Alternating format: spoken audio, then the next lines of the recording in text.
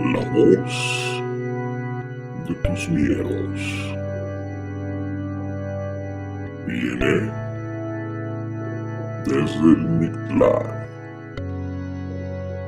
Bienvenidos.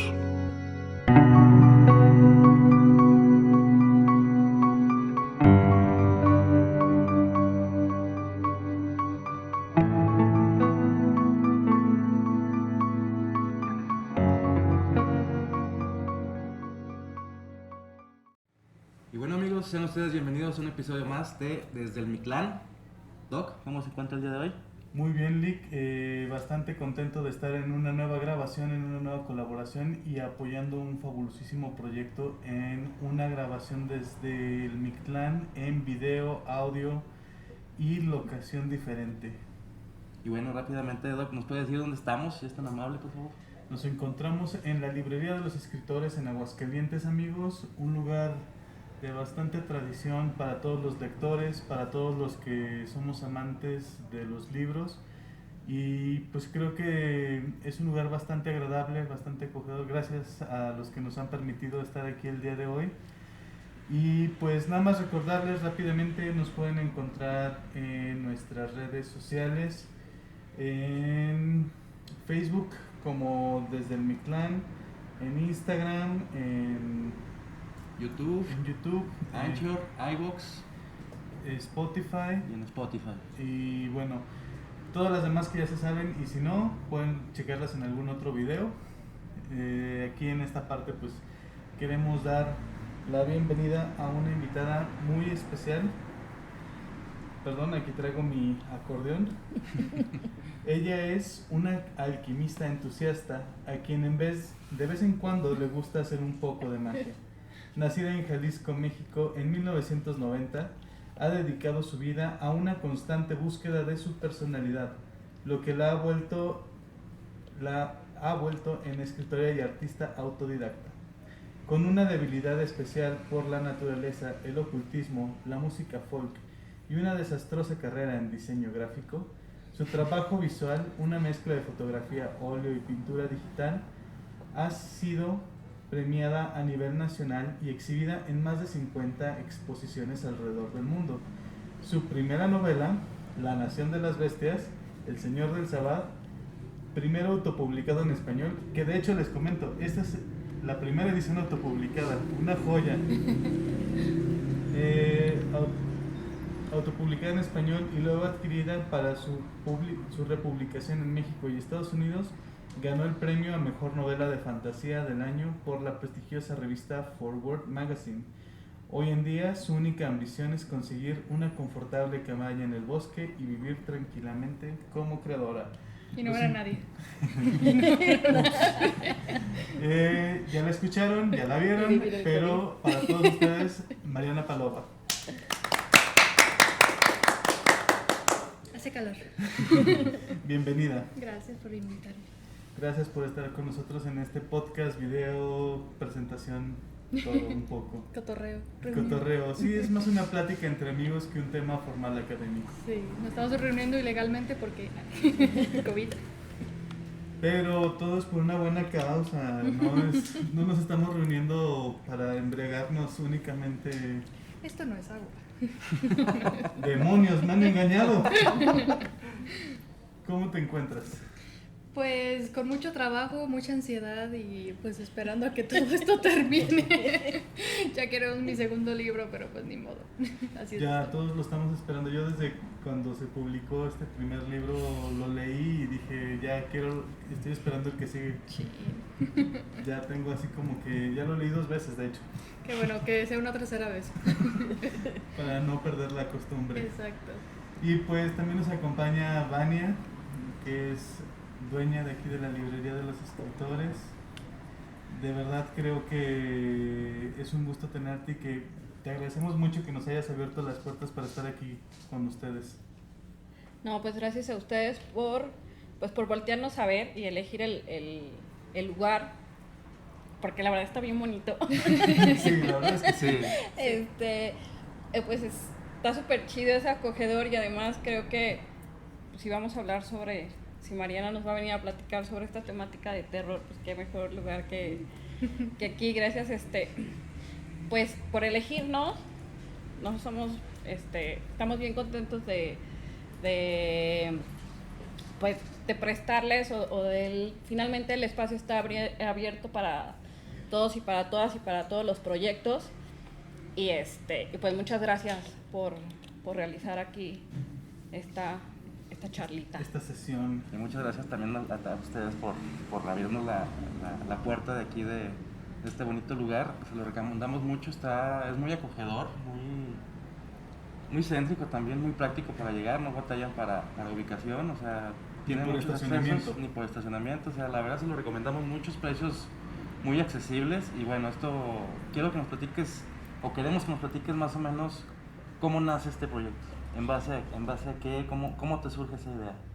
Bueno, este proyecto, el próximo año, abril del próximo año, cumplimos, sí esperamos cumplir 10 años. Empezamos en el 2011 y bueno, es un proyecto que se gesta desde hace como, no sé, 18, 19 años. Gerardo es librero desde hace 20 y en un tiempo él tenía el plan de tener un proyecto ya independiente, personal, y pues a mí me agrada mucho la idea porque yo recuerdo que de niña uno de mis juegos era de que vendía libros, y sacaba un librerito y ponía los libros y vendía libros, ¿no? Qué bonito. Entonces, claro, y él tenía la idea de que, no, es que yo quiero una librería propia, ¿no? O sea, de él.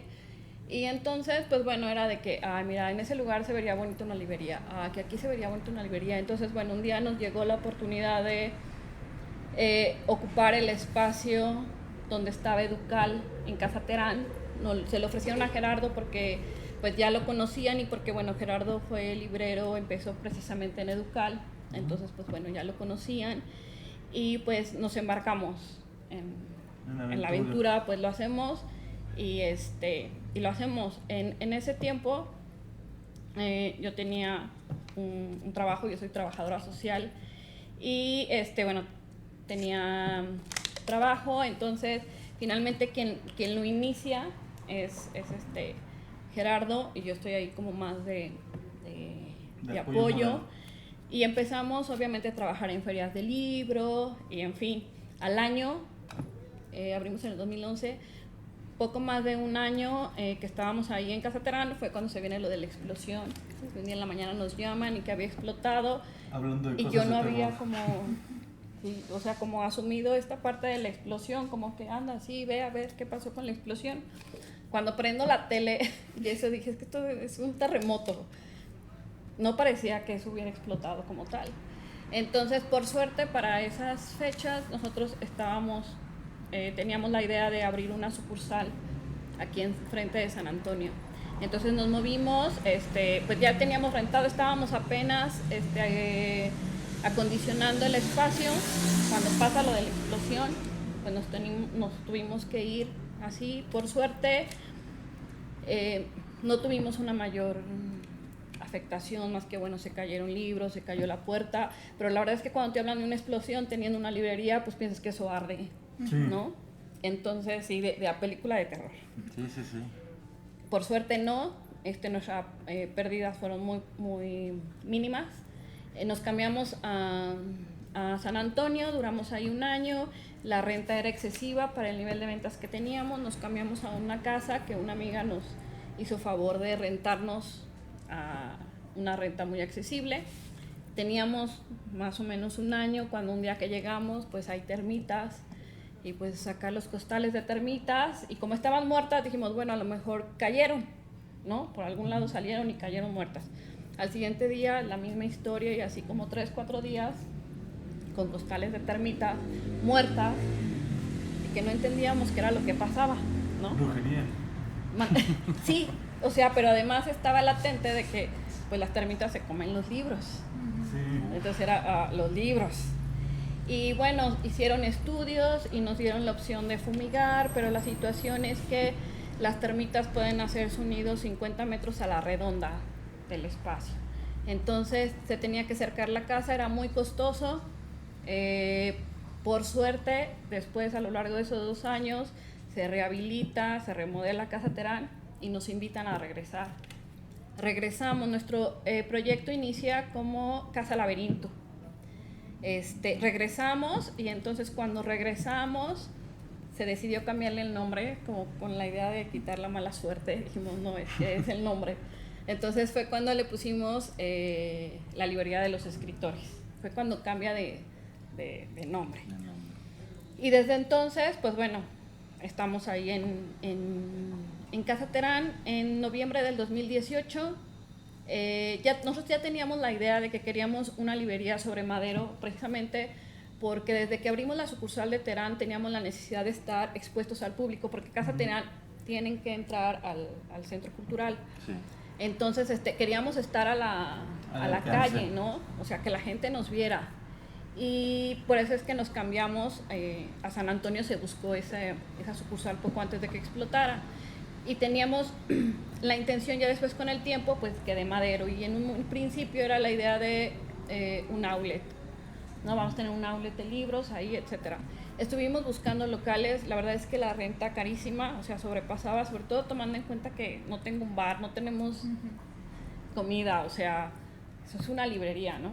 Entonces un día topamos con que había un letrero, pues vamos a ver qué, pudimos negociar y pues dijimos, nos aventamos, a ver qué pasa en noviembre del 2018, pero luego en el 2019 hay una reestructuración en las editoriales con sus agentes de venta y a nosotros nos quitan ferias, nos quitan unas ferias en San Luis que era muy importante para nosotros, nos quitan otra en Zacatecas y así pasamos el 2019 casi con nuestras 2 ferias fuertes que son aquí, que son la de la UA y la del Instituto Cultural de Aguascalientes. Y luego viene el 2020, nos habían dicho que la Feria de San Luis no la iban a regresar precisamente por nuestros antecedentes de buenas ventas, atención al cliente, etcétera. Pero resulta que no nos la regresaron, que se quedó como flotando el año anterior. E inmediatamente después se viene la contingencia. Y en el 2019, en septiembre del 2019, resulta que Casa Terán tiene un problema en la estructura y lo tenemos que desalojar en 3, 2, 1 porque se te cae. Entonces, así es que tengo que empacar libros, o sea, es que no vas a empacar libros, te tienes que salir ya.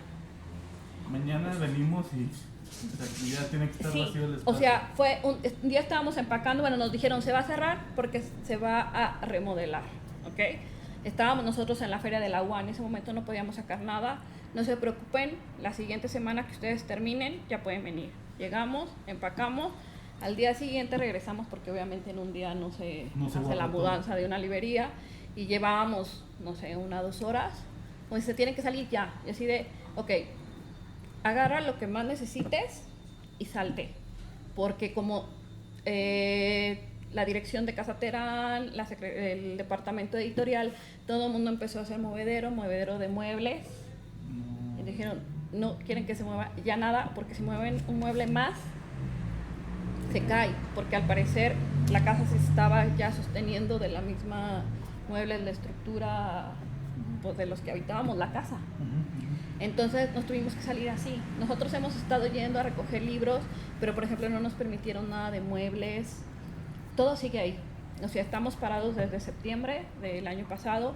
Nosotros tuvimos que continuar pagando nómina de nuestros trabajadores de Casa Terán hasta enero de este año, que se tuvieron que ir, unos se fueron porque pues les dieron más clases en la universidad, porque les dieron otro proyecto, porque una cosa que ha tenido la librería es que ha llegado mucha gente a trabajar, la gran mayoría profesionistas o hasta con maestría, y que en algún momento esto ha sido como un trampolín. Por suerte aquí luego conocen gente, desarrollan otras habilidades, conectan, y ha sido un trampolín para muchos de ellos. O sea, de aquí muchos han crecido muchísimo y para nosotros ha sido muy claro ese punto, ¿no? Que somos un espacio para que vengan a aprender nosotros de ellos y que se vayan.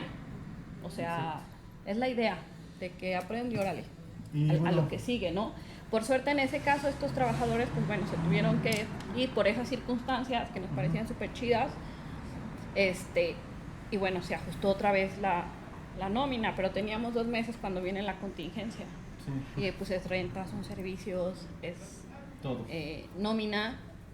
Ajá, y yo tenía un trabajo alterno, con lo cual a lo mejor nos ayudó a paliar las situaciones de inicio de la librería cuando empezaba, ¿no? Pero a partir del 2017 yo me integro de lleno El proyecto de la librería. al proyecto. Entonces, básicamente, pues nuestro ingreso familiar, pues es La librería. Por eso ha llegado el momento y dijimos, no se puede mantener, se cierra y buscamos otra opción, porque tampoco podemos como resistir hasta que ya esté como todo más mal de lo que ya está. No, toco madera. Sí, no, allá. Por aquí.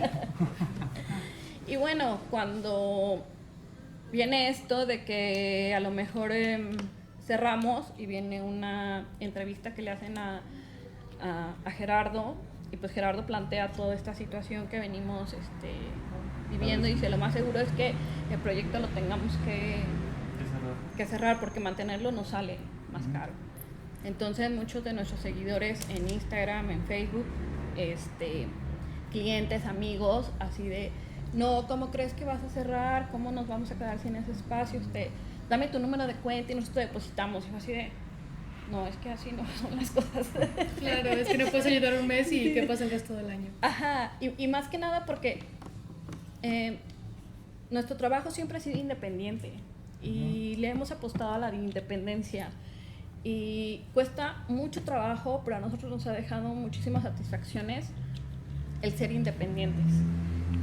Esto no quiere decir que en su momento no colaboremos con alguna institución, con alguna escuela, porque entendemos que las alianzas y las colaboraciones son necesarias. Exacto. Pero la independencia nos permite llevar nuestro proyecto hacia donde nuestro deseo va. Entonces, cuando empieza esto, nosotros sí nos quedamos un poco impactados porque sí fue mucha gente contactándonos por WhatsApp, por inbox, de que puedo hacer, te dono esto, te dono aquello. Entonces sí, de repente fue un poco como loco y abrumador. Y un amigo nos dijo, bueno, ¿por qué no fondeas el proyecto? Y yo, pues, ¿Cómo ¿Qué se es hace? eso? ¿cómo es eso, no? Yo sabía, ¿Con qué se pero más come? bien como de proyectos sociales, como de, no sé, me voy a ir a hacer una estadía o voy a escribir un libro y necesito para autopublicarlo, en fin. Dije, ¿cómo? Entonces, pues bueno, ya nos dieron sugerencias y fue así como dimos con la plataforma de donadora.org. Checamos todo lo que se necesitaba realmente comparado con las convocatorias institucionales. Meter un proyecto de donador es lo más fácil, Sí. lo más sencillo. Sí. Entonces dijimos, pues lo tenemos todo, va.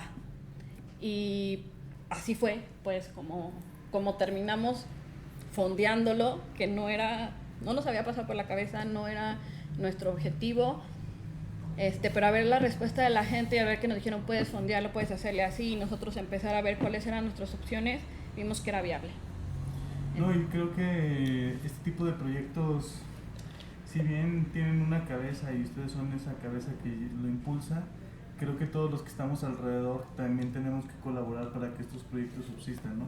Mientras son ahora sí que situaciones favorables, pues se puede abrir, y nuestra forma de mantener vivo este proyecto pues es consumir, ¿no? Consumir lo que aquí se vende. Pero yo creo que cada día son menos las librerías que podemos encontrar, y cada vez encontramos librerías que traen, vamos a llamarlo así, los mismos contenidos, entre comillas, y que dan poca libertad o que se prestan precisamente a este tipo de situaciones de abrirse o sea, por ejemplo, yo no me veo haciendo esto en una cadena de librerías grandes. Tendría que ser una tramitología enorme y a ver si se pudiera, ¿no? Entonces, de verdad creo que es bueno apoyar, y no sé si nos quisieras proporcionar dónde pueden donar todos nuestros seguidores. No sé si tengas la liga o... Sí, aquí tengo el link. Bueno, es donadora.org /campanas /librería _escritores. Ese es el link. Ahí pueden, entran a la página. Hay 2 opciones. Ustedes pueden donar la cantidad que ustedes quieran. O sea, hay un apartado para donar 1 peso, 2 pesos, 3. No hay límite. Lo que ni ustedes para arriba quieran. ni para abajo. ¿Mande? No hay límite ni para arriba ni para abajo. No, no Eso lo es- hay. Eso es bueno. Y luego hay otras opciones donde nosotros establecimos ciertos montos desde 200, 500, 800, 1000, 1500, 3000, etcétera, y estos montos llevan una retribución. También la idea es que esta parte o sea, de que todos salgamos ganando. ¿Por qué lo fondeamos? Porque nos garantiza la transparencia. Tú entras, ves de qué va el proyecto, sabes en qué se va a destinar el dinero, o sea, para qué estamos pidiendo el dinero, y eso a nosotros nos da tranquilidad, porque cuando dijeron es que te deposito a tu cuenta era así como, no, eso me parece muy riesgoso, y sobre todo por la credibilidad del proyecto y porque nunca hemos trabajado así. Entonces esto nos garantiza tener esa transparencia. Ustedes pueden entrar, ver quiénes han donado, cuántos donadores hay, cuánto dinero se ha recaudado, y eso me parece súper chido porque ahí está súper claro. Nosotros les platicamos qué es lo que nos ha pasado, por qué estamos pidiendo, cuál es nuestra situación y en qué se va a destinar el dinero. Pero además de eso, la librería y personas, amigos y aliados, nos han apoyado para que podamos dar esta retribución. Entonces, si tú donas, por ejemplo, 200 pesos, te llevas 10% de descuento durante 3 meses en material de la librería y te llevas una postal, ¿no? Pero, por ejemplo, si donas 20,000 pesos, te vas a llevar una obra de Andrés Vázquez Gloria, firmada y demás. Si donas 6,000 pesos, te llevas una obra de Mariana, que son bellísimas. Hay solo 3 obras y una, ya bueno, en fin, quedan 2. Sí. Yo nada más les digo que quedan 2. Entonces, pues está muy chido porque también la gente se lleva algo, tienen descuentos, talleres, charlas. Entonces es un punto donde pues todos nos ayudamos, ¿no? ¿Por qué? Porque es como mencionas, o sea, no es simplemente un negocio, sino es la cercanía hacia la comunidad. Sí, y es que realmente aquí no se ha creado nada más una librería, no es un negocio donde tú llegues y compras un libro y sales. Realmente es una tradición porque desde Casa Terán ya viene todo esto. O sea, yo creo que yo sí recuerdo llegar a Casa Terán, sumergirme entre los pasillos de los libros y estar buscando libros, películas, discos, un montón de cosas que hay en Casa Terán, y la misma sensación se da aquí en Madero. O sea, realmente llegas y te sientes como que no te quieres ir. De hecho, ahorita, digo, no está abierto al público, pero es así como de, ¿y si nos quedamos aquí la noche? Digo, ya que la verdad es un espacio bastante acogedor. Y bueno, regresando también a Mariana, creo que estamos entrando a esta cuestión del tema de escritores de terror, y qué mejor que empezar con un autor local, una autora local, mejor dicho. Y creo que somos mal empleado el término, lo vuelvo a decir, muy mal empleado. Somos muy malinchistas, y cuando pensamos en terror pensamos en Edgar Allan Poe, Stephen King. Lovecraft. O sea, y no consumimos más allá de lo que siempre se ha dicho. Y simplemente creo que el tener una autora local, y es otra cosa, yo creo que normalmente siempre leemos a autores muertos, leemos a los muertos. Entonces no nos damos la oportunidad de leer a un autor vivo que todavía existe y que todavía tenemos aquí con nosotros, y que todavía podemos ir a su Instagram y preguntarle así como, oye, ¿y tú en qué te inspiras para tus personajes? ¿Y qué comiste hoy?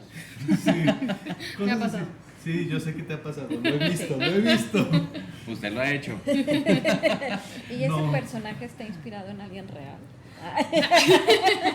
¿Todo esto va en la grabación?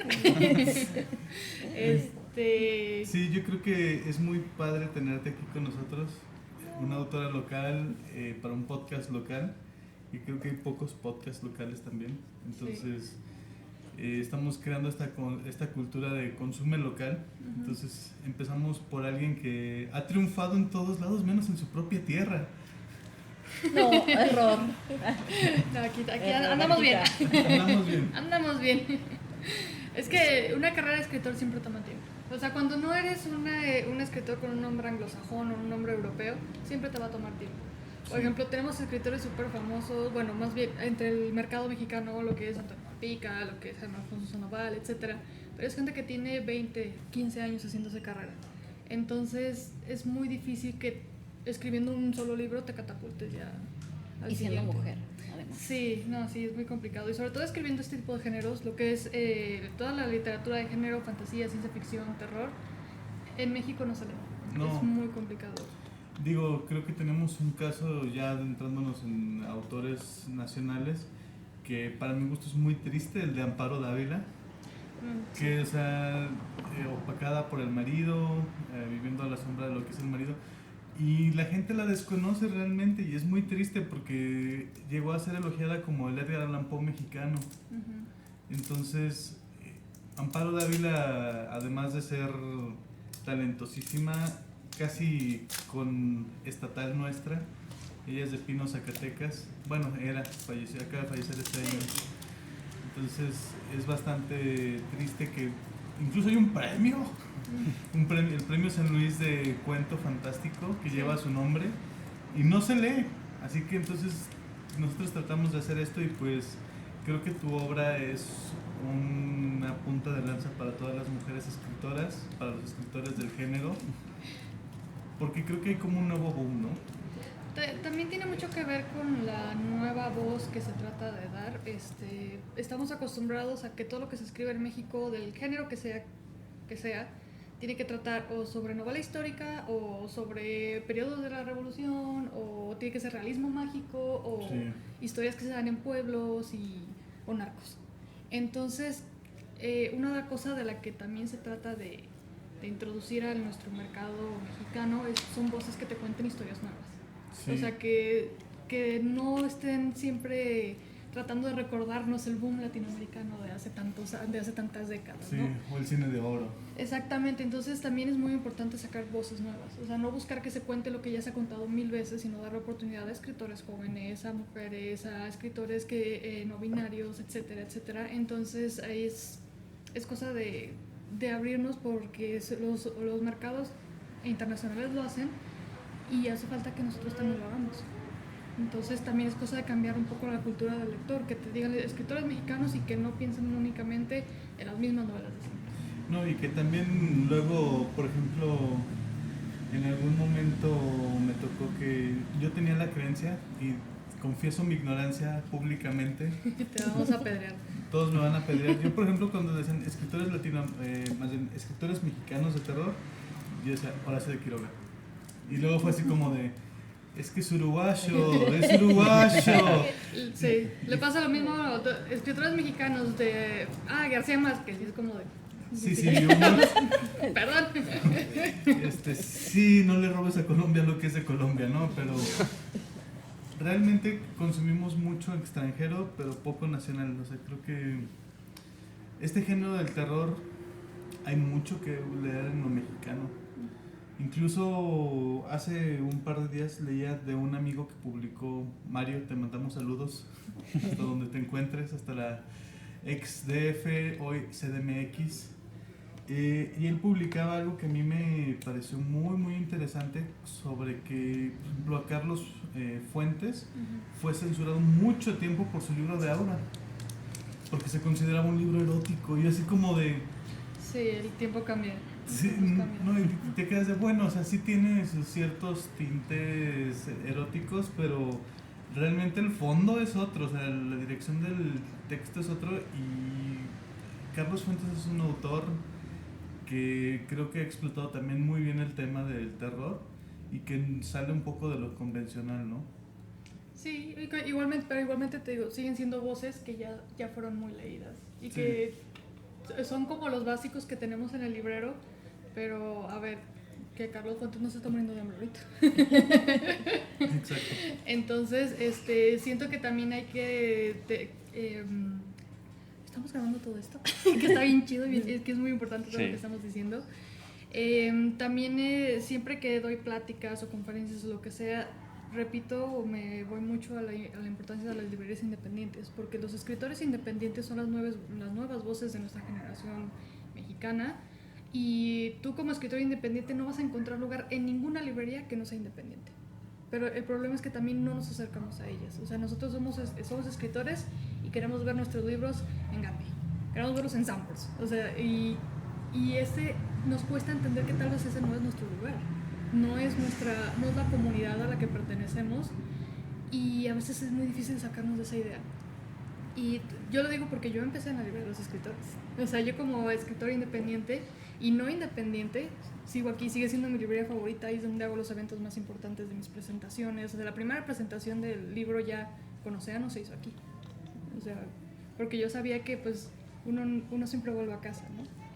Y lo importante de apoyar lo local y apoyarnos entre nosotros. Si no generamos ese apoyo tanto moral como económico, realmente no vamos a poder avanzar como sociedad.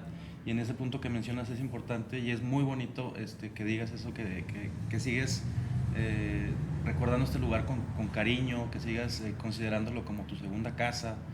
Y es muy importante, de verdad, es muy bonito, y de verdad te felicito por eso.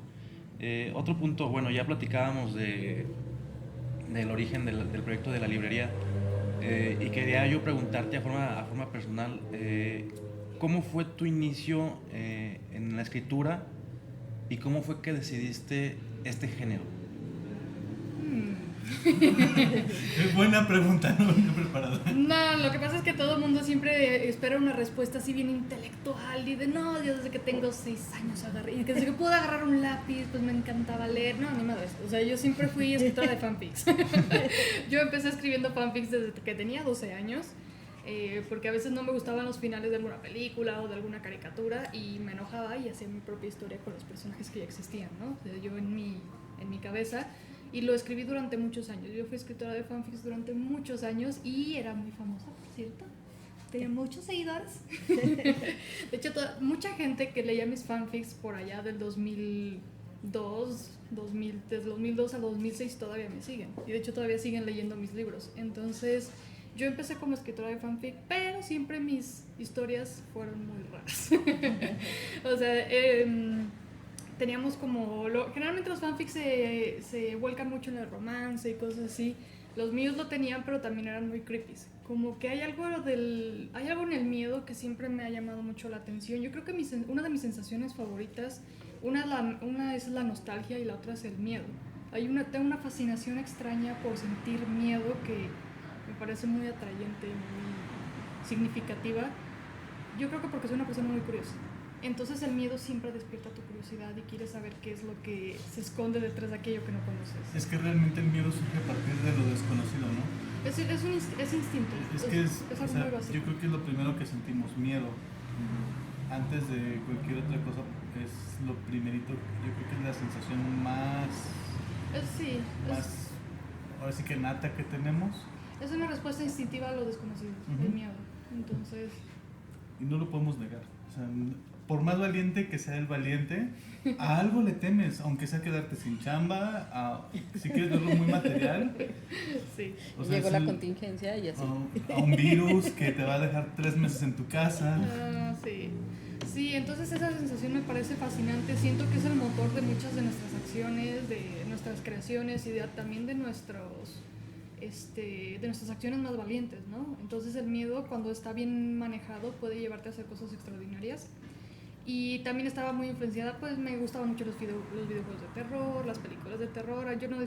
No hay una cosa que yo disfrute más que ir al cine y ver una película mala de terror. Es como la cosa más genial del mundo, y porque es divertido. Entonces siento que es parte de mi naturaleza, toda la vida lo ha sido desde que soy chiquitita.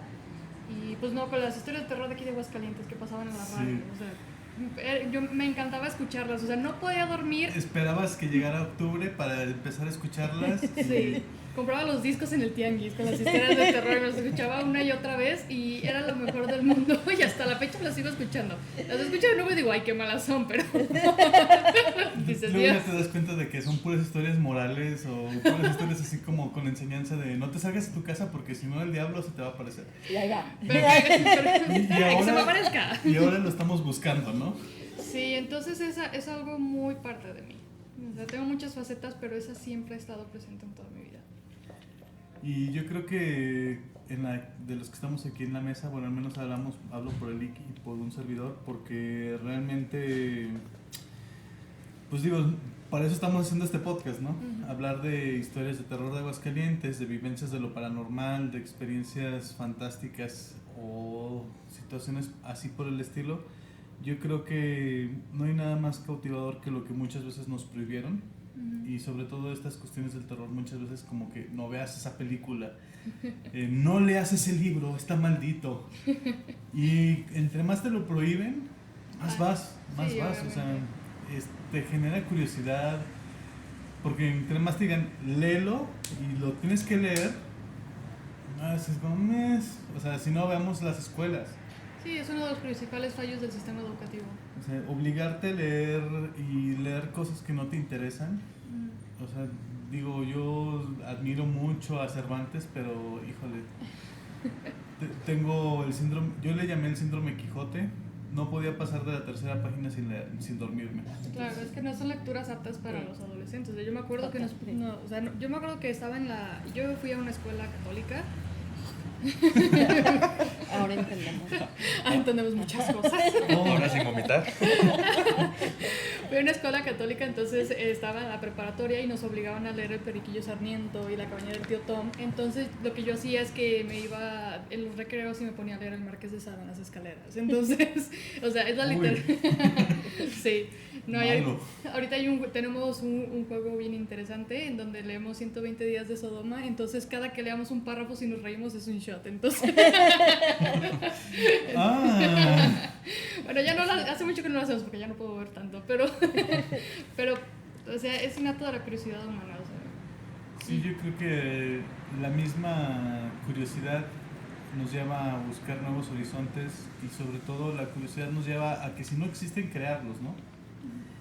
Porque muchas veces estamos como en esa búsqueda de más, pero también es como lo decías con las películas de terror, muchas veces vas a la película y dices así como, ay, otra vez la misma película con el mismo refrito de toda la vida, la misma química, la misma mezcla. Y pasa lo mismo en todas las cuestiones, o sea, lo vemos en las leyendas, aunque se quieren crear leyendas nuevas, Sí, el sí, arquetipo. siempre termina siendo o la historia moral o donde el fantasma los mata a todos y no sabes cómo quién transmitió la historia, si el fantasma los mató a todos. Eso pasó en la historia de la radio de Aguascalientes, sí. Sí, bastante seguido, o sea, hubo una temporadita donde todos se morían y era así como de... ¿Y quién contó la historia? ¿Y quién contó la historia? El fantasma la mandó en un pichón o no sé. La verdad es que... Y que tener la oportunidad de leer esas voces nuevas. Yo, por ejemplo, mi experiencia con La Nación de las Bestias me conectó mucho. Para quien no lo sabía, yo practico el budismo. Entonces, spoiler alert. Que ni tanto porque es al inicio de la historia. Sí, por eso. Bueno, sí. Al inicio de la historia habla un poco acerca de esta cuestión del budismo, del Tíbet, Entonces me llevó a conectar mucho con esa parte. Uno de mis maestros principales del budismo pasó por esa situación y escuchar la tragedia del budismo tibetano pues sí te hace sentir empático, ¿no? Y es algo que yo siento que tiene mucho el libro de La Nación de las Bestias, que no nada más es terror, sino que te va llevando a diferentes momentos, a diferentes situaciones, te lleva a la nostalgia, te lleva pues a sentirte en carne viva con los personajes, o sea, dices, híjole, es que sí, yo empatizo con este o con aquel. Y la verdad es que tiene su origen en ti, Mariana. La verdad es que creo que no te lo había dicho, pero sí pocos autores, al menos a mí, me llegan a generar esa empatía con los personajes. Y entonces yo sí lo recomiendo ampliamente. Aquí en la librería de los escritores van a encontrar gran variedad de textos. De hecho, ustedes lo pudieron ver al principio de la grabación. Tenemos bastantitos libros. Tenemos un libro de muerte y poesía editado por la Universidad Autónoma de Aguascalientes. Hay un libro de poesía de Amparo Dávila que, aunque digan que su poesía era como rosa, a mí me parece demasiado oscura. Es que el amor puede ser muy turbio. Díganmelo a mí. Sobre todo en tiempos pasados, sí, era bastante cuestionable, ahora que lo ves con otra perspectiva. Pero, Exacto, y pues también no dejamos de lado que, bueno, aquí van a estar surtiendo el libro de La Nación de las Bestias. Va a ¿todavía estar- tienes? Ya se les acabó. Pero va a haber, va a haber. Pronto, no es Bueno, es que Mariana ha sido todo un éxito en cuanto a ventas. Ha sido la presentación del libro más concurrida que hemos tenido. Fue una locura. Tuvimos el libro, se vendió mucho, se vendió súper bien. Y bueno, con el pasar de los días se terminaron de vender los libros, pero también fue una presentación súper bonita y súper emotiva. Y porque además ha sido una presentación muy sui generis, ¿no? Porque hubo bebidas que se hicieron y se crearon, del café, etcétera, porque había aquí una cafetería expresamente inspiradas en la novela. Hubo unos jabones con una mezcla ahí súper chida que hizo Volviendo al Origen, creada específicamente, o sea, inspirada en el libro, que los primeros 15 libros se regaló el jabón. Sacaron así. Y la verdad es que Mariana tiene muchísimos fans, muchísimos seguidores. Entonces la verdad estuvo muy chido. Y ahorita que mencionabas eso sobre si no lees o si no has leído algo que quieres leer, lo creas, ¿no? Precisamente ese día Mariana hablaba de eso, de que estaba cansada de leer como lo mismo de siempre. Entonces dijo, pues voy a escribir mi libro como yo quiera, como a mí se me hinche la gana. y así nació La Nación de las Bestias. Y justo ahorita que lo mencionas, conecté precisamente con eso que mencionaba, ¿no? O sea, es el libro que yo quiero leer. Sí. Entonces, finalmente cuando escribes, lo haces atendiendo eso a tu propio deseo y hacia lo que tú quieras. Y entonces yo creo que por eso el libro tiene una alquimia muy especial, ¿no? Porque es eso, o sea, creo el libro que ella quería leer, a lo mejor sin ningún otro interés. Y a lo mejor lleva tanto de ella que finalmente es como compartirse con los demás y los demás son súper felices. Sí, la verdad es que sí. Cuando dicen que tiene muchos fans, sí, yo. Aquí estoy yo. Sí, pues ya algunos años siguiéndole la pista a Mariana. Y la verdad es que es muy padre esta cuestión de poder hablar con tus autores. O sea, no es como. O sea, digo, nada nos costaría sacar la ouija y empezar a hablar con Lovecraft o Edgar Allan Poe. Supuestamente, o hablar con nuestro subconsciente para ver qué quieren decirnos a través del subconsciente, ¿no? Pero realmente tener esa experiencia de tener a los autores aquí en la mesa, que te narren y que te cuenten cuáles fueron sus influencias, qué los llevó a escribir, qué es lo que los inspira.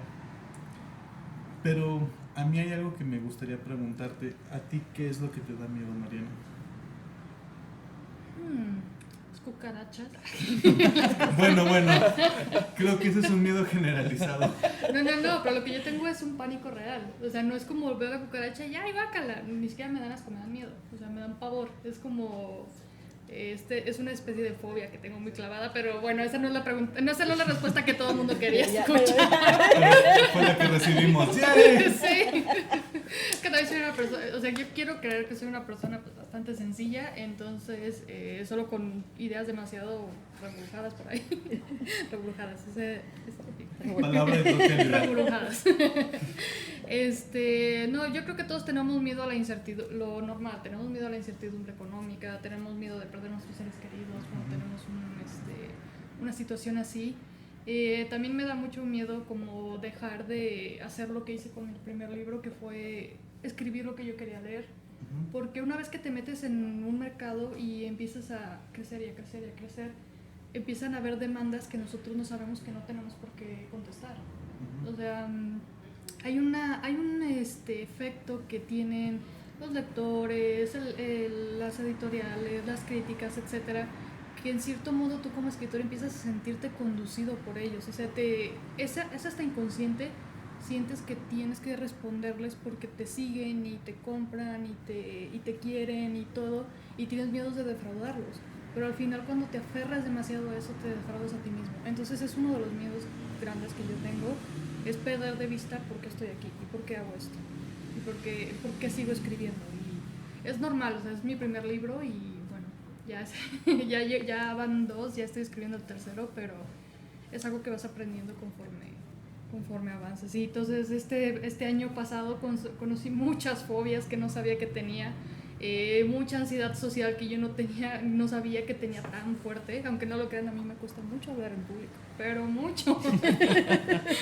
Me pongo muy nerviosa cuando conozco gente nueva y no sé, todo el tiempo me ven sonriendo como aquí tranquililla, pero por dentro estoy así. Entonces, no sé. Y es que realmente como que todos tenemos como esa coartada, ¿no? De que tenemos una fachada que transmitimos. Por ejemplo, yo creo que Eliki y yo, cuando empezamos a grabar este podcast, así como que, sí, estamos hablando sobre un podcast, pero de pronto es así como de, ¿y si no gusta? ¿Y si no pega? ¿Y si no pega? Apenas tenemos 4 meses con el proyecto y es así como que todavía sientes la incertidumbre, ¿no? Toda la vida la vas a sentir. Y siempre y estamos siempre revisando las estadísticas y es así como de... Esta vez... Bueno, ya tenemos un like nuevo, güey. Ya llegó un seguidor más, está bien. Pero está interesante y creo que lo importante de los miedos es romperlos, ¿no? No, y aparte yo creo que nos da más miedo no hacer las cosas. O sea, los que emprendemos a hacer lo que sea, ya sea una actividad artística, una actividad empresarial, cualquier cultural, cualquier cosa, creo que lo empezamos a hacer porque nos da más miedo quedarnos donde estamos y no hacer las cosas. Entonces por eso fundamos librerías independientes, por eso escribimos libros, hacemos podcast y esto, porque sentimos que necesitamos hacerlo y que se nos va a caer un pedazo si no lo hacemos, ¿no? Entonces nos arrepentiremos toda nuestra vida y ese es el tipo de miedo que a veces necesitamos. Cuando llegue el eterno retorno, encontrarnos ante el último momento donde recordemos nuestra vida y pasar 1000 veces por ese momento donde no realizamos lo que queríamos, ¿no? Sí, uno se arrepiente al final. O sea, yo sé que, o sea, independientemente de si, por ejemplo, yo sigo publicando o si la librería sigue, nosotros sabemos de que pusimos todo nuestro corazón en un proyecto y existió. Y estuvo ahí y va a ser siempre por todos nosotros. Creamos nuestro Frankenstein. Que ese libro no debería estar en esta mesa, pero sí. Porque Frankenstein es ciencia ficción, no es terror. Bueno, Lovecraft estaría bastante disgustado contigo. Sí, pero no me importa lo que decía Lovecraft. Me importa lo que... ¡Boom! ¡Boom! Me importa más lo que es Mary Shelley, que ella merece el reconocimiento como la primera escritora de ciencia ficción que tuvimos en la humanidad, entonces se merece su título. La fregada con Se Lovecraft. merece su mesa. Es que sí Su fue mesa ciencia ficción, completa. pero fue también la primera que tocó ese tema, pues sí, de romper un poco con los estándares del horror, en el sentido de decir, o sea, antes de ella todo era el gótico, el hablar de estos seres así como en los castillos. Sí, lo que veíamos, pues por ejemplo, Jane Eyre era una novela gótica en su tiempo. O sea, nosotros lo leemos y decimos, ay, romance y esto, pero era una novela de terror y gótica en su momento y cambia muchísimo la perspectiva con el tiempo. Sí, la verdad es que sí, y digo, muchos autores reconocen a Mary Shelley como la primera en el género del terror. Tienes toda la razón en decir que es ciencia ficción. Sí, porque además es la primera que introduce toda la temática científica que no existía. Y que le da un tratamiento desde el conocimiento, o sea, Otra con perspectiva.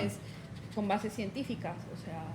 Sí. A todos los adelantos de su época, y creo que es que en realidad esto de los géneros y de las clasificaciones tiende a ser como muy tendencioso dependiendo de quién lo haga, ¿no? Y cambia mucho dependiendo del Es que a país veces la también. línea es muy delgada. O Sí. sea, en algunos géneros, por ejemplo, la novela negra, de repente puede tender un poco Al terror. al terror, Ujú. ¿no? Hasta Sí. se mete lo paranormal, ¿verdad? O sea, y es que, por ejemplo, hoy en día defendemos mucho la postura de Mary Shelley como escritora de ciencia ficción y no de terror, porque siempre que hablamos de ciencia ficción pensamos Asimov, Bradbury, o sea, los hombres de siempre cuando pues el mérito es de otra persona, ¿no? Entonces, y también como decimos, los géneros literarios cambian dependiendo del país. Por ejemplo, La Nación de las Bestias se puede considerar terror, pero para nosotros mexicanos es más fantasía que terror. Y en Estados Unidos está catalogado 100% como terror, porque los gringos no lo pueden leer. Sí. ¿Es en serio? Los gringos no lo pueden leer, en serio. Como nos estaba comentando mi editor de Estados Unidos, pues leía las críticas y decían que estaban asustados. O sea, que les daba miedo leer el libro cuando para nosotros pues es bastante normal. Sí. Bueno, es que en México tenemos la Una mano cultura. peluda, ¿no? Los O sea, de la noche. De verdad creo que nosotros como mexicanos transpiramos el terror y todas estas cuestiones de lo paranormal, porque nuestra cultura sí es, o sea, crecimos en una cultura donde nos reuníamos en casa con los abuelos, con los tíos, y era un tema obligado en algún momento. O sea, en algún momento salía o fuimos a alguna reunión cuando chavos y fue de, oigan, es que aquí espantan. A todos nos pasó, o sea, y vivimos todo eso. Y simplemente con la tradición que tenemos del 2 de noviembre, ya con eso se nos inculca la tradición del terror, del miedo. Ya el simple hecho de pararte en un panteón, ¿no? Sabes que hay, pues, ya no personas, pero que hay, o que existieron personas ahí que están, que vivieron, que respiraron y todo eso, entonces ya es una fascinación. Una fascinación y una sensación de incertidumbre, porque no sabes realmente en algún momento si esa persona estuvo viva cuando la enterraron, o de que se, Las historias clásicas. o de que se murió, o si la tumba del niño Nachito que no podía dormir porque no tenían torchas encendidas, o la tumba del vampiro, o etcétera. Sí. Entonces también crecemos con toda esa toda esa tradición. Y volviendo un poquito a nuestro tema, porque siento que nos desviamos un poquito, en base a los autores mexicanos en terror o en un poquito de la ciencia ficción, y esta pregunta va para las dos, ¿qué libro sienten ustedes, aparte obviamente de La Nación de las Bestias, que ustedes recomendarían o que sienten que es un libro ícono de la cultura mexicana de un autor mexicano? Mira, bueno, si quieres tú contestar. No, tú primero. No quiero. Mira, yo personalmente, porque me muevo mucho en lo que es fantasía y sobre todo juvenil, creo que el único libro que me ha dado escalofríos en algún momento fue el de 7 esqueletos decapitados de Malpica. O sea, yo lo leí como que llegando a cierta parte que si lo lees, ¿sabes cuál es? Sí, tuve un momento que dije diablos, ¿no? ¿Qué diablos? Yo creo que ese es para mí el más representativo en cuanto a terror, obviamente del género que yo conozco. Y fíjate que de ciencia ficción yo recomendaría más que un libro, un relato, que trabajé hay una escritora que se llama Gabriela Damián, que ella fue la primera mexicana en ganarse el Trippie Award, que es un premio de ciencia ficción feminista que se da en Estados Unidos. Entonces, ella escribió un relato que se llama Soñar en el Jardín, y los del premio Trippie Award me contactaron para que yo ilustrara este premio. Entonces ella te cuenta en esta historia cómo en el futuro, bueno, más bien ella te dice cómo va a ser en el futuro cuando ya no haya feminicidios y cosas así. Entonces te cuenta por medio de una historia corta la perspectiva de las mujeres que fueron asesinadas durante el tiempo que existió el feminicidio. Entonces es una historia de ciencia ficción muy profunda, muy mexicana, y que creo que todos deberían de leer en algún momento. Órale. Sí. Buenos datos, muy buenos datos. Pues me quedo sin respuesta. Realmente es que el terror no es mi género, o sea, yo soy a lo mejor todo lo contrario a Mariana. Hay película de terror, olvídenlo, yo no voy. O sea, no hay forma, no. Ay, no hay películas en tu casa. No, No ni en vamos mi a hacer noche casa, de ni en películas. absolutamente ningún lado. Y mi acercamiento al terror fue Edgar Allan Poe, pero con quien tuve una fascinación fue con Horacio de Quiroga. Me parecía como ese hombre no había llegado en su momento al lugar de Edgar Allan Poe o de Joseph Sheridan Le Fanu, que escribió Carmila hace... o sea, nunca entendía porque me parecía fascinante, ¿no? Hay otro libro de terror que fue de Gabriel García Márquez, bueno, tampoco es mexicano, pues. Había un libro de cuentos que era Ojos de Perro Azul, que también eran cuentos de suspenso. Y eso fue como que mi gancho, ¿no? Después leí Aura, pero fue así como pues Aura, ¿no? Pero realmente, así como que yo tenga un acercamiento, digamos, orgánico a la lectura de terror, no, o sea, sí le saco porque mi mente es muy loca. Entonces yo la conozco y ahí la dejamos. Va a pasar un buen rato. Entonces, pero bueno, en la adolescencia leí esto, pero nunca topé con un autor o con una autora mexicana. De hecho, lo que mencionas de Amparo Dávila es como, ahorita voy a ir corriendo y voy a investigar, a ver si es cierto. Sí. Y más bien, ahora que tengo un contacto mayor, por ejemplo, con la lectura infantil y juvenil, es cuando redescubro de otra forma este género, ¿no? Y precisamente los que tenemos aquí, el libro de la negación, es un libro muy crudo, muy duro, pero que puede rayar precisamente en esa parte con el terror, y es un libro infantil, juvenil. Y Bueno. este de acá, el de el horrible sueño de Harriet, ¿no? Entonces, más bien, ahora de adulta mi acercamiento es un poco, pero a partir de la lectura infantil y juvenil. Y pues en mi época no tuve así como un acercamiento a un autor de terror mexicano. No. Es que lo único que yo creo que conocimos como autores, entre comillas, por así llamarlo, de terror mexicano, eran los que escribían las leyendas, los libros de leyendas. O sea, Cargan cañitas. bueno, No. hay un Todo libro, menos eso. Todo menos eso. hubo y existió un libro de terror que a mi gusto fue muy malo, de un escritor hidrocálido. Se llama Jardín de Niños, de Manuel Durán. Es un libro que nadie conoce, es un libro maldito. De hecho, Ahí viene el terror. Ustedes no lo vieron, amigos, pero la cara de Mariana fue épica. Perdón. es que ese libro lo escribieron hace pues ya varios años. Yo creo que cuando yo tendría hace como 15 años más o menos. Y de hecho es basado en una locación que es paralela a esta calle. En la calle Juan de Montoro hay un jardín de niños, contaba el autor, que él un día pasó por la noche y lo vio de oscuro, dijo a oscuras, y dijo, bueno, es que aquí debe de pasar algo. Y se quedó viendo hacia la profundidad del jardín y dijo, es que aquí debe de pasar algo, porque es tan oscuro y tétrico que pues él creó toda una historia a través de, o sea, le dio una historia a lo que él sintió, ese terror que él sintió al observar ese vacío y esa oscuridad. Y pues de hecho se intentó hacer una película de ese libro, pero lamentablemente él desapareció con todo el dinero de los fondos que se habían recaudado.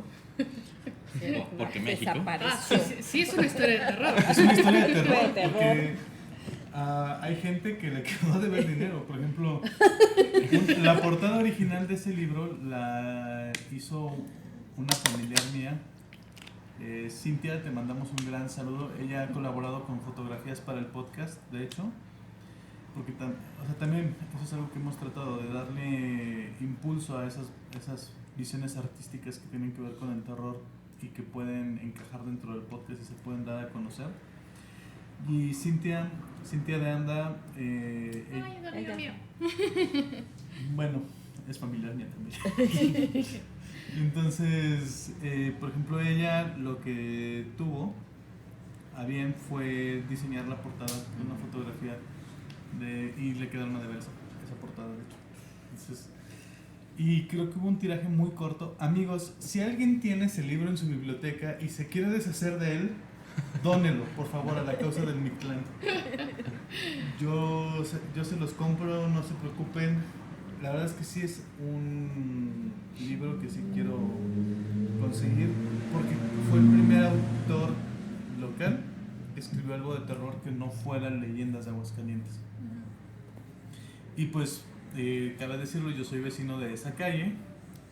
Entonces, cuando yo escuché eso en el radio, en la radio BI, otra radio de tradición aquí en Aguascalientes, hicieron la entrevista y yo fue así como de ¡wow!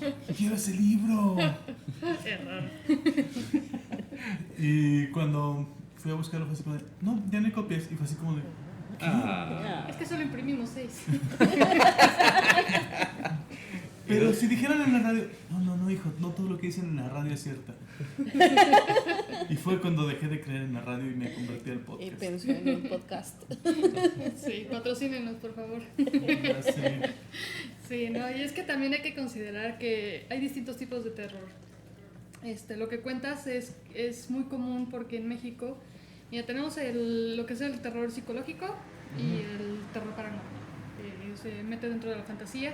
En México manejamos lo que es el terror paranormal, apariciones, hombres lobo, leyendas, etcétera, etcétera, todo lo que tiene que ver con seres que no podemos comprender y que no percibimos, muertos, etcétera. Y tenemos el terror psicológico, que ese se maneja pero de forma enorme en Europa. Lo ves en Europa y en Estados Unidos, ese es el terror más fuerte. Novelas de problemas mentales, fobias, que no tienen nada que ver con apariciones ni lo paranormal. Por eso a veces los thrillers pueden rayar en novelas de terror, porque el miedo psicológico que te meten es tan fuerte que se vuelve una fobia, entonces pues derivan de una cosa y otra. Y tal vez también a veces en México nos falta un poquito explorar esa otra parte que se va de lo paranormal a lo psicológico. Entonces, para ver qué es lo que nos pueden contar las voces mexicanas sobre este tema. Pero que además es nuevo, ¿no? O sea, por ejemplo, ahorita que ustedes platican de su experiencia, y digo, no, chavos, es que si yo les llevo 11 años, pues en mi época no había. O sea, ahora entiendo por qué. Sí, claro, entonces realmente también, o sea, en México los escritores de terror son nuevos, no sé, tendrán 15, 20 años para acá. Sí, también es un género como muy nuevo que se ha explorado. Digo, Amparo Dávila pues fue de las primeras pioneras que anduvieron ahí rascándole, pero realmente creo que como que ahorita tenemos una generación viva muy fuerte. Malpica, Mariana Palova. Bueno, y aquí está uno del silencio, no sé qué. El silencio final. Ese es un Silencio autor final. de aquí. Y de hecho él llegó y dijo, este es mi libro, si nosotros lo podíamos ¿Verdad? distribuir. Lo han editado la UDG, está editado por la UDG, y creo que tiene 3 libros. Es ese, hay uno azul, no recuerdo el título, y otro, y es La Línea. Y se me ha hecho muy interesante. Pues. Sí, es que también este es otro lugar donde podemos conocer autores nuevos, o sea, y nacionales, las universidades, las editoriales independientes. O sea, no te vas a encontrar un autor con una voz propositiva con tanta facilidad en una librería que no sea una librería universitaria o una independiente, porque pues obviamente las que son más genéricas pues es genérico, ¿no? Entonces, algo que también nos ayuda a encontrar nuevos autores mexicanos, nuevas voces en estos géneros, solo métete a Amazon, métete a Amazon nada más y busca libros de terror y vete buscando nombres mexicanos o nombres de autores latinos y ahí te encuentras un montón. O sea, y son autores independientes que muchos lo hacen muy bien, o sea, empiezan muy bien su trabajo y así vas conociendo más el verdadero mercado que tenemos en México, porque hay una cosa que yo soy parte de una iniciativa que se llama The Mexican Initiative, que es un grupo que se formó en Estados Unidos, que son solamente mexicanos o descendientes de de padres mexicanos. Entonces, me comentaba el líder de este culto. No, de esta Promoción para cultos. No, de esta organización me comentaba, es que queremos impulsar las voces de los autores mexicanos en Estados Unidos, que les den fuerza, etcétera. Y es que yo le digo, eso está muy bien, pero es todavía más importante impulsar nuestra voz en nuestro país, porque es nuestro mercado, porque nosotros tenemos que abrirnos paso y buscar oportunidades en otro lugar, cuando este es nuestro país, estos son nuestros sectores editoriales. Entonces, es una cosa como importante a tener en cuenta. Claro, porque luego te preguntan cuál es tu autor favorito de terror mexicano. Y quedas como, no, pues no. Y bueno, amigos, pues ya Hemos hablado bastante y podríamos hablar durante horas y horas y horas y horas de estos temas, pero lamentablemente el podcast tiene que terminar. Porque todo lo que inicia tiene que terminar en algún momento, aunque nos cause incertidumbre, miedo o pavor el final. pero no podernos irnos sin nuestra bonita tradición De los saludos. de los saludos. Y aparte, nuestros invitados tienen que contar ¿Alguna vivencia o historia alguna paranormal? vivencia de historia paranormal que hayan tenido, algo así que hayan dicho, ok, ¿qué fue esto? Algo así. A ver, yo tengo varias, pero les voy a contar una muy específica de aquí de Aguascalientes. ¿Conocen el Castillo Douglas? Sí. Hace muchos años, hace 15 años, hijo de la madre. Cuando tenía 5. Acaba de cumplir 30, entonces como de diablos. Hace como 14 años, cuando era adolescente, pues tenía un conocido mío, pues su familia era dueña del Castillo Douglas. Entonces él tenía acceso y tenía llaves, entonces podíamos entrar a ver el interior del Castillo Douglas y allá hacíamos cotorreos y cosas así. Entonces en el Castillo Douglas hay una habitación muy famosa que se llama la habitación oval, que está el castillo y abajo del castillo es como un sótano, pero esta habitación está pintada de negro y es completamente ovalada. Está pintada de negro porque antes era un bar. Ok. Sí, porque antes era un bar, no por otras razones. Entonces se supone que el Castillo Douglas pues está encantado, tiene muchas historias sobrenaturales. Y hay una torre, de hecho si tú te vas a ver al Castillo Douglas, aquí vas que es del mercado, pues puedes ver la torrecita y ahí siempre se aparecen cosas. Así todo el mundo había dicho que había visto algo ahí y a mí me tocó también como ver una cosa muy rara. O sea, yo estaba sentada en el lobby del Castillo Douglas. No voy a decir que estaba bebiendo mucho porque mi mamá me va a regañar. Pero no había bebido, la verdad. O sea, ese día pues, estaba sobre, se los puedo... Pura agüita. Sí, pura agüita.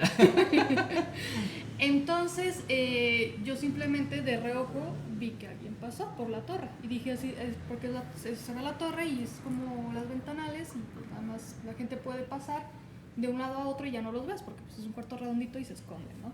Entonces, pues yo nomás vi a alguien de reojo que pasara y yo así de, no, pues sabe, alguien que anda ahí pues pisteando, lo que sea, ¿no? Entonces que me levanto y voy a buscar a todo el mundo y todo el mundo estaba abajo en el cuarto igual. No había nadie arriba, yo era la única persona que estaba arriba y yo así de qué diablos. Y entonces, ¿quién estaba ahí? Puede que haya sido una sugestión mía, pero pues son cosas que te pasan aquí en México. O sea, no eres mexicano si no te pasan cosas raras, ¿no? O si tu escuela no tuvo un cementerio ahí, un cementerio viejo. No sé. Y esa es como una anécdota curiosa. Muy interesante y sobre todo por la historia que contiene el Castillo Douglas, como de amor y de tristeza, todo eso que envuelve pues ese lugar. Y ahorita creo que está en restauración, sí, no recuerdo, creo que está en restauración, pero está como parado, no sé, he pasado por ahí poquitas veces y lo he visto. Sí, lo que pasa es que el Castillo Douglas pertenecía a una familia de aquí de Aguascalientes y la familia finalmente vendió el lugar y lo están tratando de restaurar, no sabemos para qué, pero ya es propiedad privada. Pero pues lo están restaurando con ladrillo y es un castillo, o sea, le tienes que meter piedra. Yo creo que también por eso lo pararon, porque están restaurando lo malo. Entonces, pues sí, no. sí, Sí, claro. bueno. Y bueno, la otra historia. Bueno, yo no tengo muchas porque como ya les platico no soy muy asidua y a lo mejor me pasan y las he ignorado. Pero una que es como muy representativa es que cuando Gerardo y yo recién vivíamos juntos, nuestro primer lugar donde vivimos fue aquí en la calle del Terror. Sí, en la González Aracho. La González Aracho, cierto. González Aracho. Ese fue nuestra primer casa, ¿no? Entonces, al poco tiempo de vivir juntos, a Gerardo lo mandaron a hacerse cargo de la librería de Zacatecas. Entonces, yo lo iba a ver, yo trabajaba aquí, entonces yo lo iba a ver los fines de semana. Entonces, yo me quedaba aquí sola toda la semana, pero teníamos un roomie, un amigo, Horacio, y él dormía luego en la habitación entrando a la casa, mano derecha, en esa habitación dormía. Entonces, pues bueno, esa vez era un fin de semana o era entre semana, no recuerdo, el caso es que estábamos los dos. Bueno, recuerdo que era fin porque él se había ido de fiesta. Entonces, yo pues ya en la noche me dormía, pero bueno, soy sorda y utilizo auxiliares auditivos, entonces yo me los quito para dormir como se quitan los lentes, en Ujú. fin, ¿no? Y teníamos 2 perritos que se dormían ahí conmigo. ¿En qué momento yo estaba dormida? ¿En qué momento yo escuché que tocaron la puerta? Sin tus aparatos. Ajá, y los perros salieron ladrando, o sea, se levantaron, salieron ladrando y salieron de la habitación. Entonces, en una puerta y se veía el contorno, digo, no era completamente transparente, pero se veía, o sea, tenía cristalito y pues se podía ver la silueta. Entonces yo vi una silueta y tocaban. Entonces, pues yo un poco como confundida, como que por quién viene a tocar a esta hora. Entonces, pero en ese momento di por hecho, dije, es Horacio, porque era una figura alta. Dije, es Horacio y se le olvidaron las llaves. Pero yo, a lo mejor más dormida que despierta, abro la puerta y no era nadie. Pero lo más curioso es que no me alteré, no me asusté. Abrí, yo dije, qué raro. Y cerré la puerta y me regresé a dormir. Pero además, o sea, tenían que entrar o sea, había no es una cochera como tal, pero había una reja, o sea, tenían que entrar a la reja para acceder a esa puerta. Y ya, y vi la puerta cerrada, o sea, como la reja, dije, qué raro. Cerré la puerta y me regresé a dormir. Y ya, ahí quedó todo, yo me dormí como si nada. El día siguiente, en la mañana, vi a Horacio y sí le dije, güey, se te olvidaron las llaves, vienes y me tocas y te abro y además te me vas, o sea, te escondes. Y es así, no, sí, me tocaron en la noche así asado, ¿no?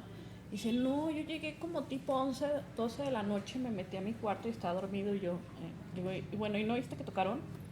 No, yo dije, ahí fue cuando me cayó el 20 y dije, ¿qué demonios pasó? Entonces yo quise pensar que había sido, o sea, más bien, que no habían tocado, que yo no me había levantado, o sea, que eso era como un sueño, pues. Pero dije, no, es que sí pasó. Y se me hacía súper raro porque además yo no oía, o sea, oí que tocaron y más raro que los perros se levantaron, o sea, y ladraron. Y dije, no, es que sí pasó. Y después me voy enterando, porque yo no sabía, que era, o sea, que se llamaba la calle del terror, porque en la época de la revolución fue un paredón. Sí. Y así, ahí donde topa, ahí era el paredón y ahí los fusilaban. Y Qué luego lindo. llegan las otras historias de que se había suicidado en unas casas de ahí cerca, 2, 3 casas, una persona se había suicidado. Entonces, claro que después de eso, 2, 3 meses, y dije, yo ya me voy a Zacatecas. Con permiso. O sea, sí, le agarré mucho miedo a la casa desde entonces. Sí, no vives a gusto ya después. Yo creo que una de dos, o te resignas a vivir en esas casas, sobre todo cuando son casas familiares, ya es así como que, pues, ¿qué haces? O sea, ni modo que te deshagas de la casa nada más porque ahí espantan, ¿no?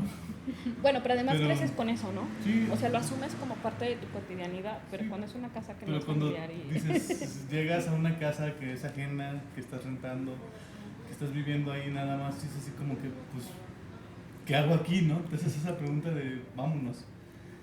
Y a lo mejor pues empiezan como cositas como muy tranquilas, pero después empieza como a ponerse más intenso a veces y es mejor como que antes de que se ponga más bravo el asunto.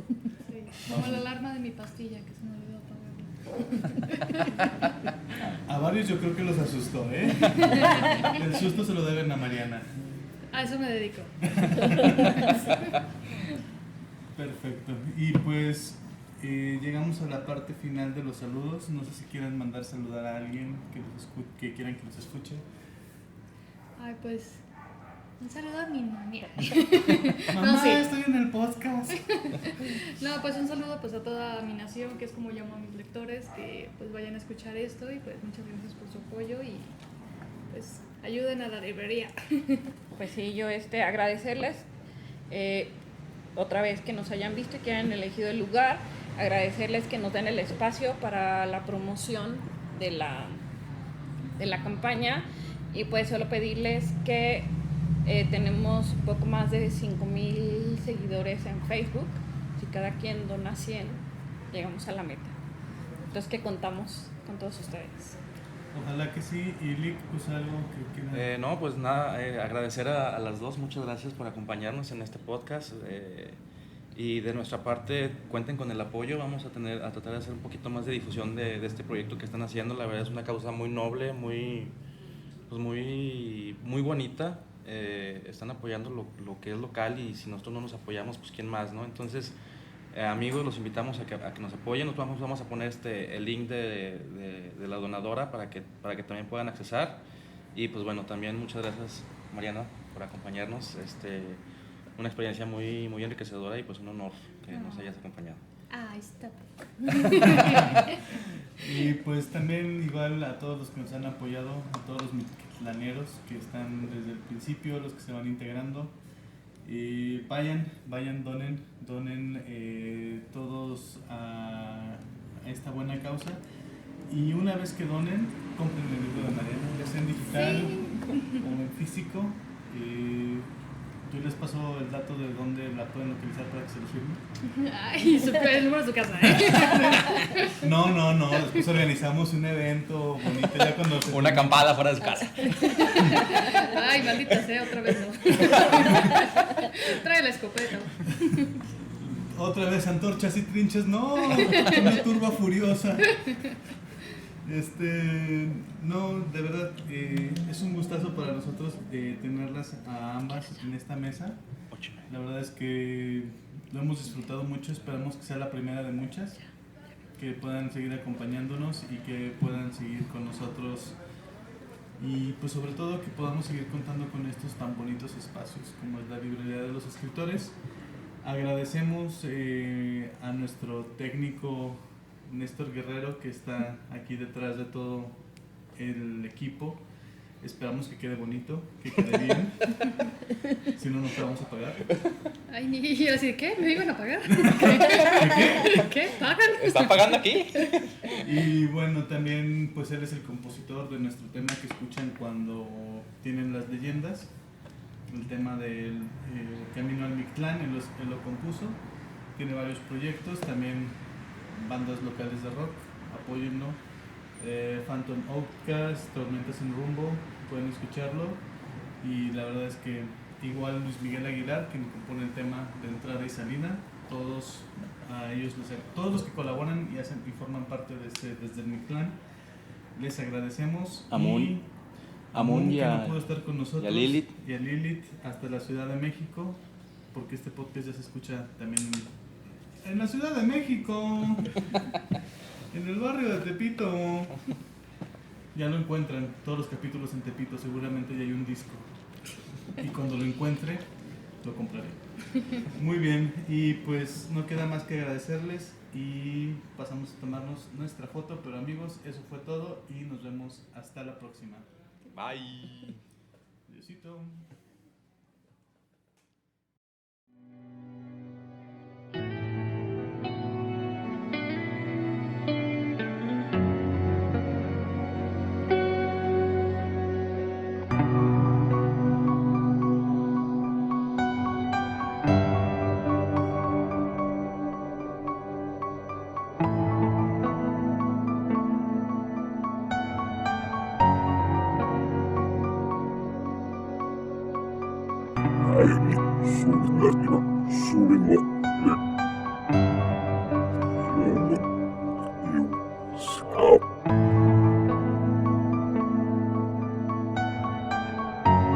Hasta luego.